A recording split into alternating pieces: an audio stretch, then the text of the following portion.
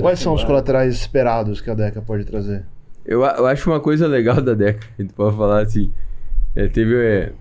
quando era mais porra louca, né, pra falar de hormônio, eu costumava falar que a Deca era o esteroide mais saudável. Boa frase. Sensato. Eu tenho no meu livro de hormônio... Um bom adjetivo. No meu livro de hormônios tem uma entrevista, tem um relato de uma entrevista do Sérgio Oliva, né? E aí o Sérgio Oliva fala, pô, e Deca era uma coisa que na época lá os médicos prescreviam pra osteoporose, então, e era considerado algo saudável, algo assim que ele fala.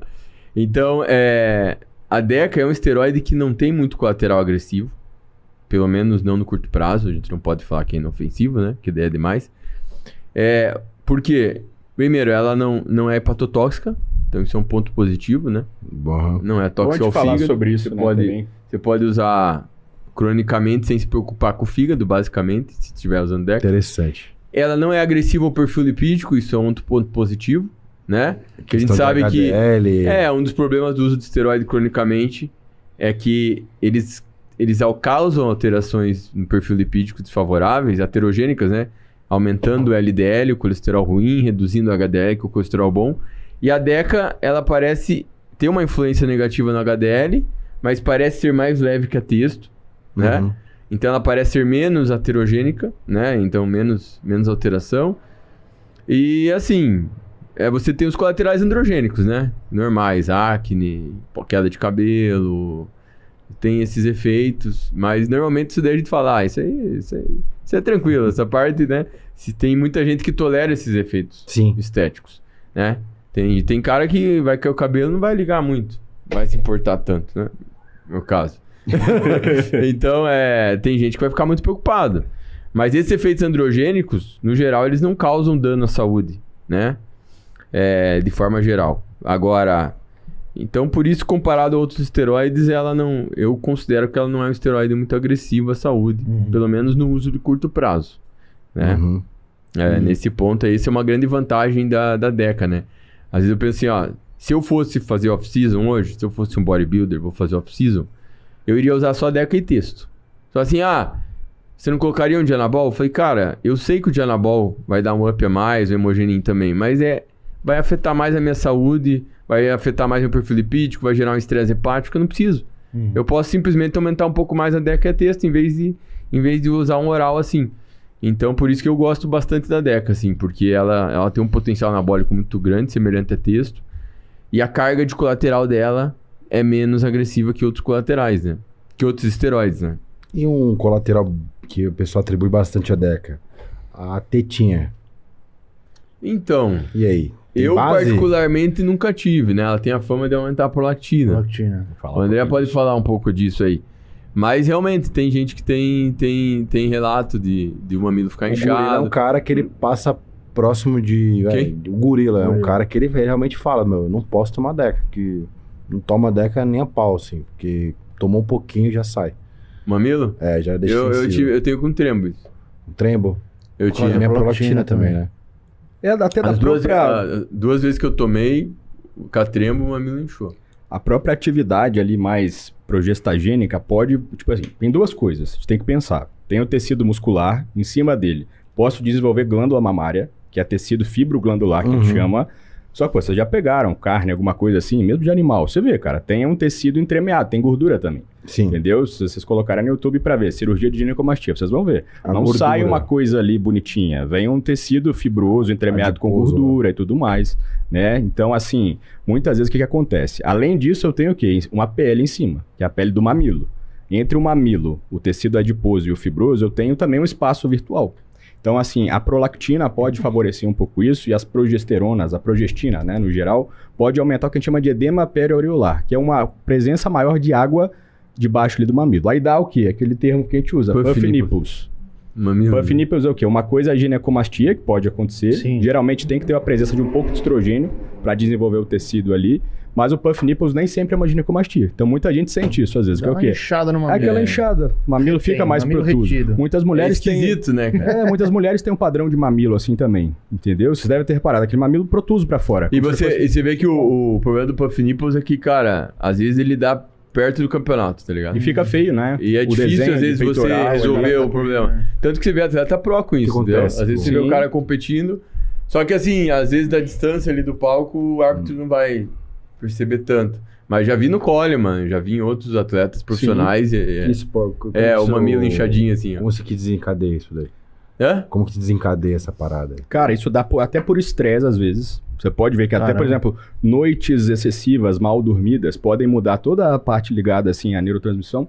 Então, por exemplo, a gente fala de prolactina, eu até coloquei no post que eu fiz uma foto ali. Muitas coisas podem mudar, tanto síntese quanto liberação dela, entendeu? Não que ela vai subir absurdamente, mas essas variações podem mudar um pouco ali o aspecto estético da mama, né? E isso fica feio, o mamilo protuso numa competição, o cara perde um pouco o desenho de peitoral, entendeu? O cara vai dar aquele beliscão no mamilo, o negócio fica melhor, mas assim, é diferente, né? Quando você põe, ó, passa a mão dele, Ele volta retrai, normal. porque ele contrai ali. O cara faz isso pra subir no palco e dá Você chegou a fazer isso quanto tempo? Não, nunca testei. Já foi na praia, não ficou bulinando. Eu lembro Pra tirar foto, né? quando O cara fica assim pra tirar foto. Quando eu tive no meu segundo ciclo, eu fazia, eu falei, melhorou. Daí daqui a pouco tava lá, tomando. Cara, daqui botando um piercing ali. Cara, eu lembro que a primeira vez que eu tive essa porra, eu tentei tomar tamoxifeno, porque na época, falei, vou tomar tamoxifeno, deve ser gineco. Gineco. Não fez nada, tamoxifeno não fez nada. Nesse Na época eu caso, até falei pro Banu, né, a gente era muito próximo. Falei, cara, não resolveu nada essa porra aqui. Daí eu comecei a pesquisar e tal. Eu falei, porra, os caras estão falando de prolactina, Dostinex. Daí eu fui ver o preço, era caro. Eu era meio quebrado na época.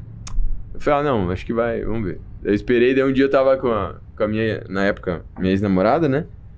Tava deitado e tal, daí eu olhei pro meu mamilo assim, e ela tava próxima. Daí eu falei pra ela, você acha que tá estranho? Daí ela, tá. Cara, eu saí, fui pra farmácia, comprei Parcelado, comprei a bergolina. A bergolina, né? Mas não esqueça o preço, né? Porque na época eu ganhava bolsa e tal. Quanto? 80 pila. E era... Dois comprimidos. Pô, 2011, 80 Tinha de pila. dois e de É oito. dinheiro, filho. Era uns 300 contos, sei lá, 200 e Era poucos, se fosse 800 hoje. reais hoje. É. Eu falei, beleza, mas aí, cara, eu tomei um, já melhorou, segundo comprimido, zerou. Dá uma zerada. Falei, pô, nem fiz exame, não sabia, né, como tal. Sim, Na sim. época não Naquela fazia época exame. pra né? hoje mudou muito, né? É. Muita coisa. Eu falei, pô, eu não sei, na época eu tava tomando emo e Deca, né? Então, A carbegolina hoje é muito mais acessível, né? Não a dos Tinex, sim. mas a... eu comprei o Dostinex na farmácia. Se você hoje pegar tem o de genérico outras... também. Mas normalmente você olha em exame de usuário, você vai ver que a prolactina, né? Ela Cara, dificilmente tomando ela passa. sobe um pouquinho acima da referência. não altera muito, né? Não altera muito.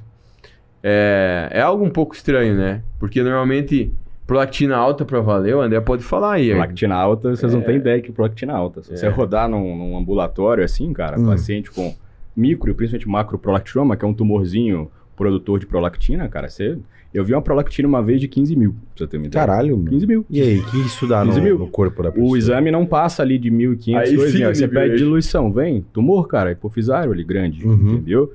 Mas no geral, isso é um caso muito à parte. Sim, assim, mas Que no gera geral... lateral, acho que quer dizer. Então, isso até eu postei uma polêmica em relação à parte sexual com prolactina, que acho que isso gera muita confusão. Aham. Por exemplo, prolactina de 25, 30, muitas das vezes, muita gente que não está usando nandrolona ou outra coisa, vai ter uma prolactina de 25, 30. O laboratório tem que mandar você ficar sentadinho, mesmo que você fique algumas vezes, vem ali, entendeu? Então, por isso até a ideia de além da referência é isso, 25, 30 é muito pouco. Tá? Até alguns antidepressivos, antipsicóticos, podem deixá-la ali em 50, 75. Para o homem, qual que é o problema da prolactina? O que ela faz? Ela inibe a secreção de GNRH, LH, FSH. Então ela inibe o eixo. Mas como que tá o eixo do cara que está usando hormônio? Tá inibido já, Já entendeu? tá fudido já. Então lá no livro, quando você abre um livro de fisiologia, de endocrinologia, tá lá. Sintomas, sinais e sintomas de prolactina alta, queda de libido, disfunção sexual. Mas é pela texto baixa, entendeu? Não é dela vir aqui no mas cérebro. É que daí dele. a prolactina do cara tá muito alta, né? Essa prolactina de 25, 30 que vai inibir o eixo do cara, né? Não, e no caso o cara já tem texto de fora, tá inibido. Sim, isso, sim, com entendeu? certeza. Mas, por outro lado, a cabergolina por si só é uma droga dopaminérgica. Tanto é que, assim, existe casos de uma coisa que chama parafilia. São distúrbios sexuais. Quando eu passava em alguns laboratórios, cara, tinha um paciente até, que era um angolano que tinha um tumor, que tava usando cabergolina, ele usava ali 2 vezes na semana, já tinha 3 anos. 2 ou 3 anos, assim. Já no final, se é pra cirurgia ou não, o cara desenvolveu uns distúrbios, assim, sexuais grandes. Então, a Tomando cabergolina... Gaber direto? Caber direto, é o tratamento ali, antes de cogitar a Ele teve de cirurgia. problema? Cara, distúrbio sexual, parafilia, coisas diferentes assim. Fala pra galera. A atividade dopaminérgica, principalmente ali pelo agonista D2, pode induzir um comportamento um pouco mais sexualizado, agitado. Né? Se você pega a bula ali, você vê, entendeu? Insônia. Então, muita gente às vezes quer associar, eu tava meio mal com uma Nandro, um 19 Norte, tomei cabelo, não fiquei bem. É mais pela medicação, não é pela prolactina ali que tava É muito besteira ficar tomando. É pela medicação. direto. O puff nipples, essas coisas, acontece. Mas o comportamental é muito mais pela medicação em si, entendeu? Antigamente não tinha ela. Na minha época ainda existia o Parlodel, você lembra dele? Parlodel era mesmo. A bromocriptina, que tem... Mas tinha mais colateral, né? Tinha, a era mais barato. bromocriptina, ela pega receptor de dopamina no intestino, dá enjoo, náusea, entendeu? Depois que veio a cabergolina. Naquela época é um mundo diferente, assim, né? Então, mas é legal pra esclarecer pra galera. A galera falava da boca, eu falei, não, vou usar o Dostinex, que é mais... E aí a cabergolina pode influenciar na função sexual assim, mas depois também, por exemplo, eu atendo alguns pacientes que, André, tô mal da libido, tô usando o texto, eu usava a cabergolina direto, vira e mexe. Isso porque tirou a cabergolina. Cara, você, assim, não é dessensibilizar, você fez a conceito. Acostumado com o negócio. Mas o cara tá acostumado, tampa. o cara já tá com a texto muito mais alta do que o homem produz, há muitos anos. Isso já desensibiliza, de certa forma, assim, é igual você subir seu padrão de vida. Sim, você acostuma exatamente. rápido, depois você desce, você não vai gostar de descer. Entendeu? Aí o cara usa outras coisas também. Na hora que você tira tudo isso, cara, Nossa, se já não cara, tava vai bom pro com aquelas fundo do coisas, poço. você tira, fica foda. E aí é muito aqui, cara, é bater aqui, traçar estratégias conjuntas, é complicado, assim. Eu tenho visto muito isso hoje também. E você vê como é complicado extrapolar, né? Falando, Deca deixa o cara broxa porque é uma antiplatina. Porque você vê muitos caras que não falam nada disso, que não relatam nada disso, né? Eu mesmo usei Deca lá com Stano, tinha tudo pra... Eu tive 56 de prolactina. E na old school, os caras usavam, era muito comum, usar Deca base. Deca base era comum no old school, né? Era o ciclo mais... Era mais comum que texto base. Quando você lê a entrevista dos bodybuilders, eu até menciono no meu livro lá, você vê que o comum eles relatarem que faziam Deca com alguma coisa, né?